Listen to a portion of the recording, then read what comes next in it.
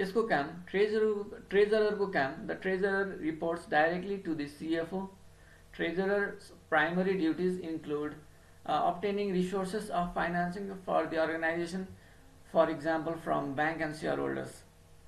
ब्याङ्कबाट ऋण लिने हो कि, ओभरड्राफ्ट लिने हो कि, सेयर होल्डरलाई तिमीले सेयरको प्राइस थप भन्ने हो कि, बजारमा बोन्ड जारी गर्ने, डिबेन्चर जारी गर्ने र पब्लिकबाट ऋण लिने हो कि, या प्रिफर्ड स्टक जारी गर्ने हो कि के गर्ने हो त्यो। त्यसले चाहिँ के छ भने cash projecting cash flow need. Cash flow चाहिँ के छ भने कति हुँदैछ त अब आउने महिनामा, अब आउने वर्षमा, अब आउने 4-5 वर्षको लागि पनि हुनसक्छ, लङ टर्मको लागि पनि हुनसक्छ होइन। त्यो के छ भन्दाखेरि क्यास फ्लो अब के छ भने कति चाहिन्छ हामीले निड, त्यो निड चाहिँ के छ भने प्रोजेक्ट गर्ने र त्यो अनुसारको क्यास व्यवस्थापन गर्ने। आउँछ भने के छ भने डिस्ट्रिब्युसन गर्नु पर्यो, सेयर होल्डरलाई फिर्ता दिनु पर्यो, ब्याङ्कलाई के छ भने ब्याज दिनु पर्यो, ती कुराहरू पनि होला। नपुग्ने भए कहाँबाट ल्याउने हो त्यो कुराहरू हेर्नुपर्ने होला होइन।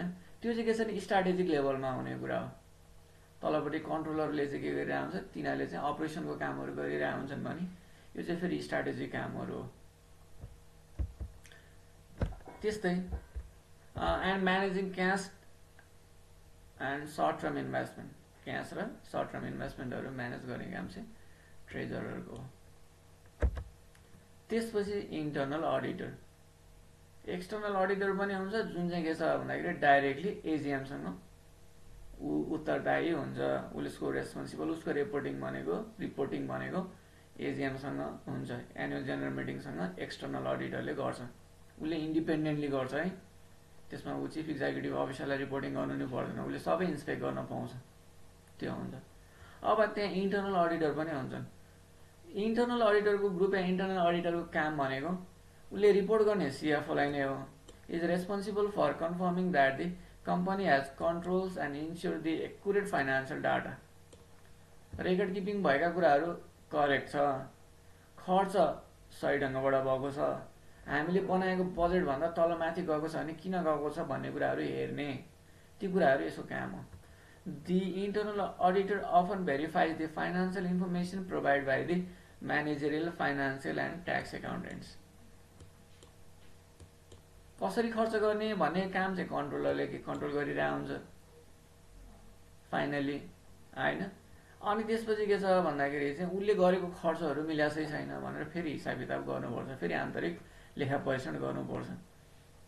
कहीँ मिस्टेक पो भएको छ कि, कहीँ धेरै खर्च भएको छ, कहीँ थोरै खर्च भएको छ, कहीँ खर्च भएको रिपोर्टमा चाहिँ के छ भन्दा इभिडेन्टले सपोर्ट गरेको छैन कि, त्यसको चाहिँ बिल भरपाईहरू आइपुगेको छैन कि, के भएको छैन कि, ती सबै कुराहरूलाई चाहिँ दुरुस्त बनाउने र बनेका रिपोर्टहरू चाहिँ के छ भने फाइनेन्सियली एरर फ्री छ भनेर रिचेक गर्ने काम चाहिँ इन्टरनल अडिटरको हो।